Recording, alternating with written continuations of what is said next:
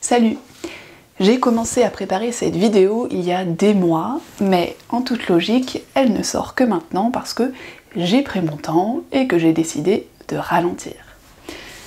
Aujourd'hui, je vais commencer par vous raconter une histoire. C'est une histoire dont il est assez difficile de retrouver la source, mais qui a été de nombreuses fois relayée sur les réseaux sociaux. Vous la connaissez peut-être, il s'agit de la fameuse fable du pêcheur et du financier. Au bord de l'eau, dans un petit village côtier mexicain, un bateau rentre au port ramenant plusieurs thons.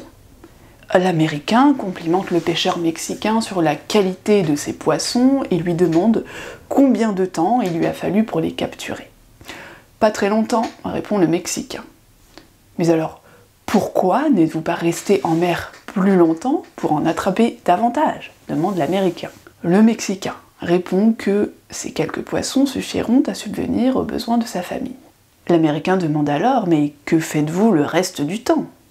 « Eh bien, je fais la grasse matinée, je pêche un peu, je joue avec mes enfants, je fais la sieste avec ma femme. Le soir, je vais au village voir mes amis, nous buvons du vin et jouons de la guitare. J'ai une vie bien remplie. » L'Américain l'interrompt. « J'ai un MBA de l'université de Harvard et je peux vous aider. Vous devriez commencer par pêcher plus longtemps. Avec les bénéfices dégagés, vous pourriez acheter un plus gros bateau. Avec l'argent que vous rapporterez ce bateau, vous pourriez en acheter un deuxième et ainsi de suite jusqu'à ce que vous possédiez une flotte de chalutiers.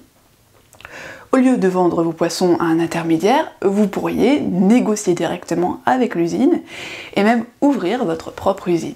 Vous pourriez alors quitter votre petit village pour Mexico City, Los Angeles, puis peut-être New York, d'où vous dirigerez toutes vos affaires. » Le Mexicain demande alors « Combien de temps cela prendrait-il » ?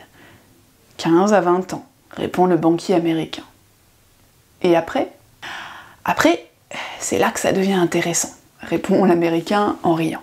Quand le moment sera venu, vous pourrez introduire votre société en bourse et vous gagnerez des millions. » Des millions. Mais après, vous pourrez prendre votre retraite, habiter dans un petit village côtier, faire la grasse matinée, jouer avec vos petits-enfants, pêcher un peu, faire la sieste avec votre femme et passer vos soirées à boire et à jouer de la guitare avec vos amis. Bon, cette fable est assez amusante, mais elle décrit en réalité une réalité indubitable, à savoir que nous vivons dans une société où la vitesse et l'accumulation des richesses sont devenus les symptômes d'une vie réussie. J'irai même plus loin en disant que finalement, nous n'avons pas le choix, ou tout du moins, nous pensons ne pas vraiment l'avoir. Vous connaissez sûrement la maxime « la paresse est la mère de tous les vices ». Qui s'écarte donc de la course effrénée du temps risque d'être montré du doigt, voire même marginalisé. Et pourtant, ralentir serait salutaire dans un monde rythmé par les burn-out ou encore les accidents du travail pour cause de fatigue, sans oublier les fameux speed dating et autres absurdités qui gangrènent tous les pans de notre vie. Aujourd'hui, je vous propose donc de questionner ce culte de la vitesse en invoquant les sociologues et les philosophes, voire les neuroscientifiques, qui ont eux-mêmes célébré ou revendiqué un certain ralentissement.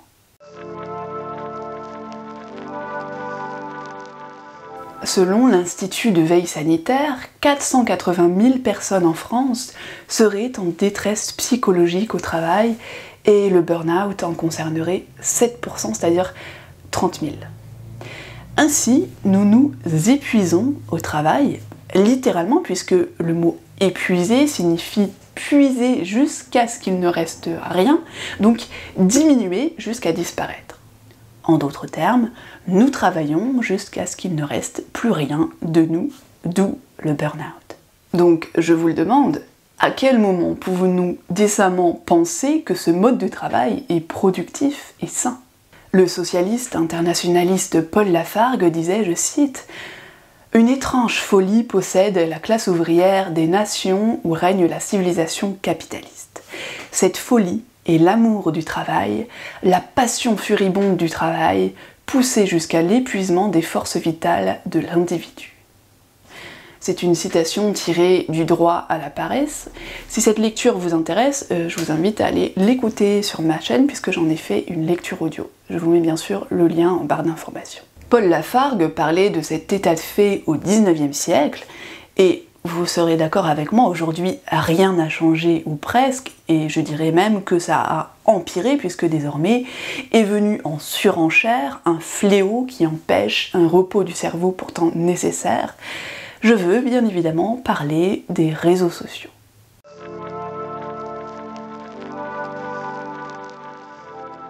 Alors vous me direz sûrement que les réseaux sociaux relèvent en quelque sorte de la distraction et donc du repos. Sauf qu'en réalité, tous les repos ne se valent pas. Selon certains chercheurs en neurosciences du CNRS, et je vous mets bien sûr les sources en barre d'infos, il existerait un mode par défaut du cerveau. Ce réseau s'activerait quand on laisse libre cours à ses pensées. Les régions cérébrales qui s'activent de façon synchrone pour former ce réseau jouent un rôle essentiel dans le bon fonctionnement de la mémoire, des émotions et de l'introspection.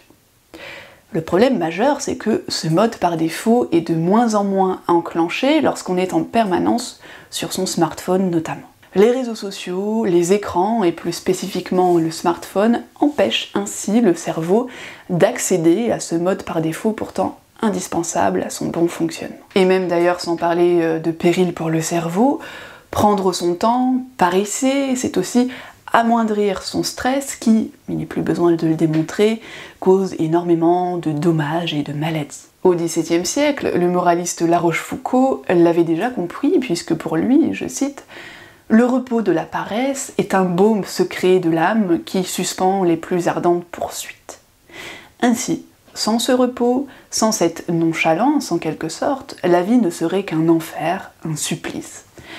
Dans sa pénible vie, l'individu trouve dans le ralentissement un répit, le moyen de redémarrer et de trouver une sorte de sérénité intérieure.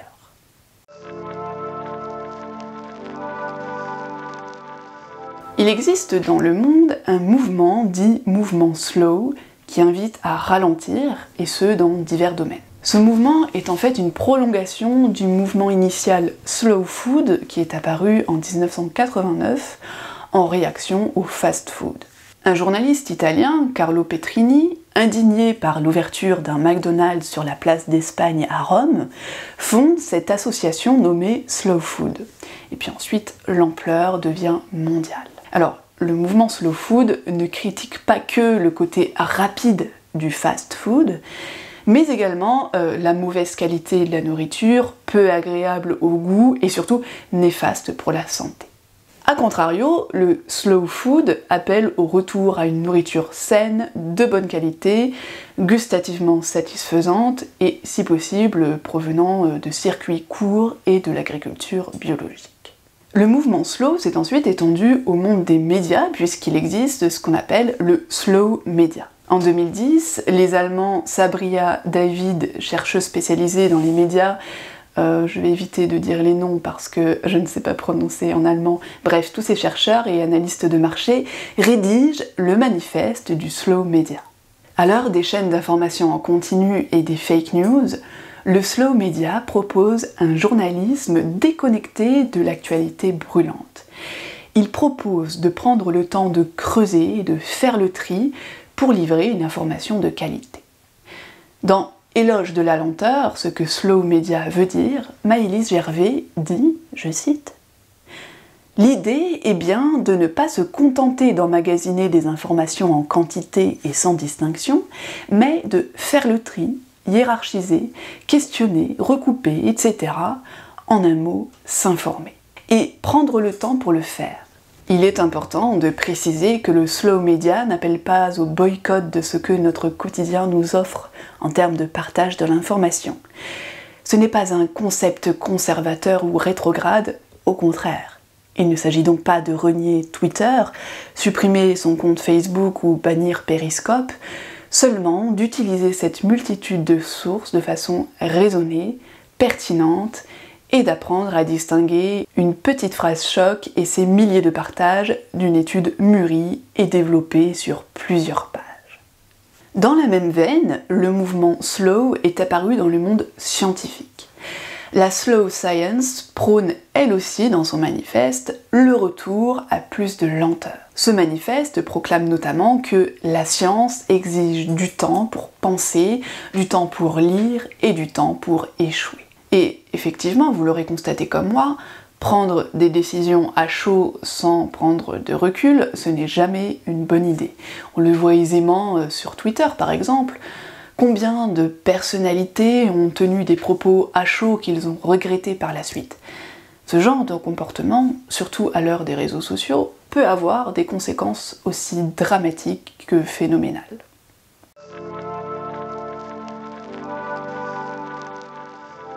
Alors, comment faire pour s'extraire de cette spirale infernale de vitesse?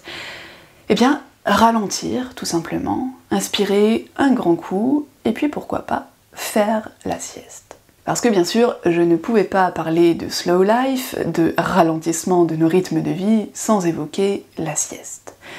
On la considère souvent comme l'apanage des petits-enfants et des fainéants, et pourtant, il existe des études scientifiques qui prouvent que la sieste est bénéfique pour nos organismes. Nos organismes, bien sûr, que ce soit les enfants ou les adultes.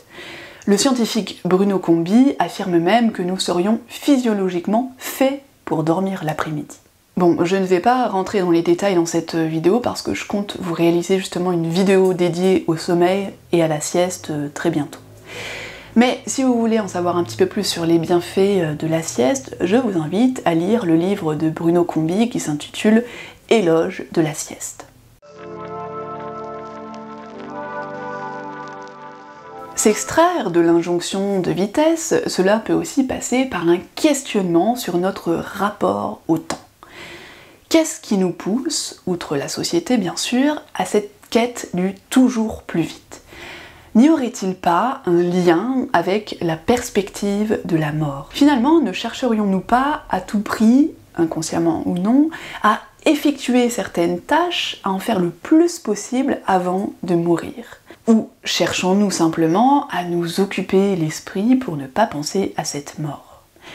C'est l'hypothèse que faisait le philosophe Pascal qui disait, je cite, « La seule chose qui nous console de nos misères est le divertissement, et cependant c'est la plus grande de nos misères. » Pascal considérait que le divertissement, et le travail en est un pour lui, nous détournent des questions existentielles qui nous tourmentent et auxquelles nous n'avons pas de réponse.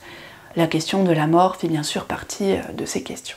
Mais, ironie du sort, en agissant ainsi, en démultipliant nos activités et en les réalisant le plus vite possible, nous accroissons notre stress, nous nous exposons à de potentielles maladies, nous nous mettons tout simplement en danger et probablement que nous accélérons notre mort. Alors, quelle pourrait être la solution à cet état de fait alarmant? Eh bien, nous pouvons trouver peut-être un élément de réponse chez le poète latin Horace, qui a écrit le célèbre vers que vous connaissez sûrement, « Carpe diem, quam minimum credula postero », que l'on traduit communément par « profite du jour présent », alors que littéralement ça signifie « cueille le jour présent sans te soucier du lendemain ». En fait, il y a souvent méprise sur ce concept du carpe diem. Cette locution est souvent comprise comme une incitation à l'hédonisme, c'est-à-dire à la recherche du plaisir avant tout et de manière désordonnée, c'est-à-dire peu importe comment. Alors qu'en réalité, Horace nous invite à profiter de l'instant présent qui nous est donné sans nous soucier du jour suivant, autrement dit, de la mort. L'idée, c'est vraiment de savourer le présent qui nous est donné, sans toutefois récuser toute discipline de vie, dans l'idée que le futur est incertain et que tout est appelé à disparaître. Donc, plutôt que de vivre dans la précipitation, avec cette crainte de la mort qui peut survenir, accepter la finitude de la vie, ne pas s'en soucier et profiter simplement de ce qui nous est donné chaque jour. En d'autres mots, changer notre vision de la vie et de notre finitude et l'accepter pour arriver à profiter au jour le jour. Plutôt que de vouloir chercher à voyager dans le plus de pays possible en un temps record, par exemple, de nous éreinter à démultiplier les expériences sans vraiment en profiter parce que nous nous mettons volontairement dans l'urgence, eh bien, apprendre à lâcher prise sur cette peur de l'avenir et tout simplement savourer l'instant pour l'instant. J'ajouterais même agir chaque jour comme si nous étions condamnés à revivre cette journée éternellement. C'est le concept de l'éternel retour du philosophe Nietzsche, qui disait en gros qu'en agissant chaque jour selon nos convictions, nous arriverons à vivre sans regret et donc à vivre heureux. Si ce concept vous intéresse, je l'ai déjà développé dans une autre vidéo, je vous mets le lien en barre d'informations. Alors, que retenir de tout ça? Quelles leçons tirer de ces philosophes et sociologues qui se sont penchés sur ce fléau de la célérité? Je dirais que chacun en tire les enseignements qu'il veut et qui lui parlent. Pour ma part, je résumerai cela en ces quelques mots. Le vrai courageux, ce n'est pas celui qui travaille 18 heures par jour. Le vrai courageux, c'est celui qui ose ralentir et éventuellement faire la sieste. C'est celui qui se moque de sa finitude et qui agit chaque jour en fonction de ses propres valeurs et en profitant de ce qui lui est donné. Voilà, cette vidéo touche à sa fin, merci de l'avoir visionnée, j'espère qu'elle vous aura plu, si c'est le cas pensez à la liker, à vous abonner si ce n'est pas déjà fait. Je vous retrouve très bientôt pour une nouvelle vidéo, et en attendant je vous dis prenez grand soin de vous, à la prochaine, salut!